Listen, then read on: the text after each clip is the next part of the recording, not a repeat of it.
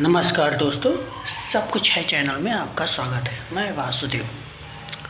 आज हम बात करेंगे बिहार की। आपको शायद याद होगा, पिछले दिनों एक वीडियो वायरल हुआ था। एक महिला मोहतरमा जो KVS स्कूल होता है, केंद्रीय विश्वविद्यालय समिति, उसमें वो पोस्टिंग हुई थी उनकी बिहार के जहानाबाद में। तो उस पोस्टिंग से नाराज़ होकर उन्होंने बिहार और बिहार वासियों के बारे में काफ़ी बुरा भला कहा। क्योंकि उन्होंने जो कहा एक शॉर्ट टर्म के लिए मान लीजिए वो सच्चाई हो सकती है, छोटे समय के लिए, बट अगर बड़े एस्पेक्ट में देखेंगे तो वो कभी सत्य नहीं हो सकता। तो इसी को लेकर मैं ये वीडियो बना रहा हूँ। आज हम बात करेंगे बिहार की। 1500 सालों तक बिहार की जो राजधानी है पटना, वो शक्ति का केंद्र रहा है।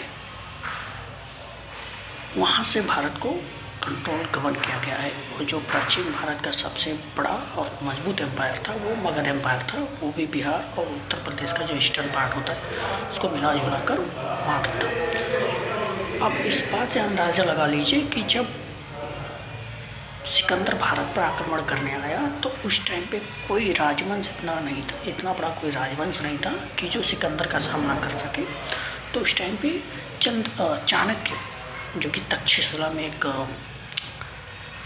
आचार्य थे, वो मगध साम्राज्य में मगध के जो नरेश थे धनानंद, उनके पास गए कि आप भारत पे सिकंदर आक्रमण करने वाला, यूनानियों का आक्रमण है, आप उसे रोकिए, क्योंकि एक मगध ही है जो उसे रोक सकता है। बाकी भारत में इतना बड़ा कोई साम्राज्य नहीं है। ठीक है। उसके बाद तो हालांकि उन्होंने उनको जो आचार्य थे उनको तो वहाँ से धक्के मार के भगा दिया, लेकिन बाद में उन्होंने कसम खाई चाणक्य जी ने कि मैं धनानंद तुम्हें इस गद्दी से उठा कर फेंकूंगा। बाद में उन्होंने चंद्रगुप्त मौर्य की मदद से उन्होंने भारत के सबसे विशाल साम्राज्य मौर्य साम्राज्य की नींव रखी, जिसकी राजधानी पटना पाटलिपुत्र थी। दक्षिण के कुछ हिस्से को छोड़ दिया जाए, तमिलनाडु, उन्होंने ऑलमोस्ट सारे भारत को उन्होंने कंट्रोल कर लिया था। इतना बड़ा साम्राज्य, तकरीबन 50 लाख स्क्वायर किलोमीटर गाया गया था उस टाइम पे। उसके बाद तो ये तो हुआ कि बिहार 15। उसके बाद जब गुप्ता एम्पायर आता है, गुप्त काल, उसकी भी राजधानी वहाँ, वो भी उसकी भी शुरुआत मगध से ही होती है। और मतलब अगर आप माने तो मौर्यन के बाद गुप्ता एम्पायर था जो भारत का दूसरे सबसे बड़ा एम्पायर था। उसके बाद के भी एम्पायर हैं, जैसे उसके बाद आया मुगल, जो कि भारतीय नहीं थे।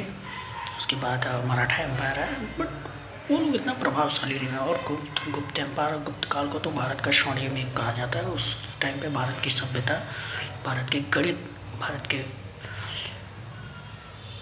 ज्योतिष, भारत का कंस्ट्रक्शन, कला से सब एकदम चरम पर पहुँच गया।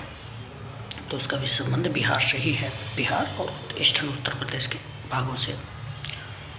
उसके बाद बुद्धिज़्म का जन्म भी बिहार में ही हुआ, जैन धर्म का जन्म भी बिहार से ही हुआ। उसके बाद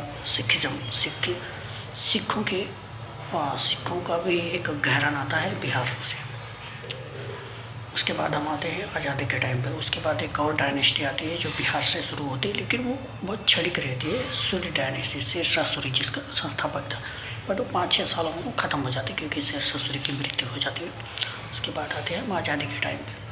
आज़ादी के टाइम पे तमाम क्रांतिकारी, क्योंकि उस टाइम पे बिहार एक काफ़ी प्रॉस्पेरस राज्य था, तमाम क्रांतिकारी आज़ादी के आंदोलन में भाग लिए गए उनको, और उन्हें काफ़ी यातनाएं दी गई, मृत्युदंड दिया गया।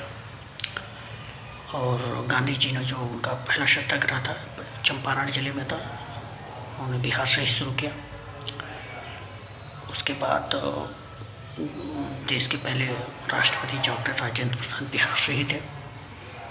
1960 तक व्यवस्थाएं थी भारतीय राज्यों में, उनमें एक पहले नंबर पे उत्तर प्रदेश, टॉप 5 में बिहार और बंगाल आते थे, फिर एक तमिलनाडु और एक महाराष्ट्र का नंबर आता था। तो और उसके बाद अंग्रेज़ों ने जो वहाँ का एक मैन पावर था, मेंटलिटी, उसको तोड़ने के लिए उन्होंने वहाँ का सब कुछ बर्बाद कर दिया। फिर भी बिहार चलते रहा। उसके बाद कांग्रेस की सरकार ही रही जो इतनी भी सफल नहीं रही। उसके बाद और भी जैसे लालू जी का राज आया तो उन्होंने भी काफ़ी बिहार को मतलब सही से चला नहीं पाए, तो वहाँ से भी बिहार का डिक्लाइन हुआ। तो धीरे धीरे स्थितियाँ खराब होती गई हैं। थोड़ी स्थितियाँ अब थोड़ी सुधर रही हैं, क्योंकि पिछले 5 सालों में बिहार का जो आर्थिक ग्रोथ है, विकास दर है, वो मान के चलिए 14 से 15 मतलब 10 से 15% के बीच में रहता है, और वो भारत के टॉप 10 राज्यों की लिस्ट में आती है उसकी विकास दर। तो स्थिति धीरे धीरे सुधर रही है।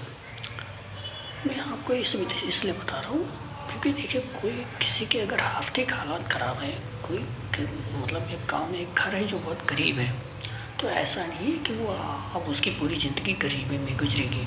अगर वो अपना एक अच्छा परिश्रम करता है तो उसकी गरीबी 20 साल 30 साल में ख़त्म हो सकती है, और एक राज्य है तो उसकी गरीबी 40 से 50 साल में ख़त्म हो सकती है। बस एक अच्छा शासक चाहिए, एक अच्छी पार्टी चाहिए, एक अच्छा राजनेता चाहिए जिसके अंदर काम करने की लगन हो, मेहनत हो, चोरी वोरी करने वाला ना हो, तो वो एक किसी भी राज्य को, चाहे कितनी भी बुरी हालत में है, वो उसे एक बेहतर और एक अच्छा राज्य बना सकता है। और दूसरी बात आती है सिविक सेंस यानी आचरण की। तो देखिए, हम आज के डेट में पढ़ लिख कर हम अपनी बुद्धि को एक अच्छी दिशा दे सकते हैं। ठीक है, हाँ, आपका इतिहास जो होता है वो आपका इतिहास 100-150 साल नहीं देखा जाता। इतिहास जो होता है आपका 4000, 5000, 2000, 3000 साल पुराना देखा जाता है, तो वो आपका एक धरोहर होता है। तो किसी की आज माली हालत या कुछ मतलब थोड़ी चीज़ें अच्छी नहीं है तो आप उसे बुरा भला नहीं कह सकते। आप बहुत बहुत धन्यवाद आपका।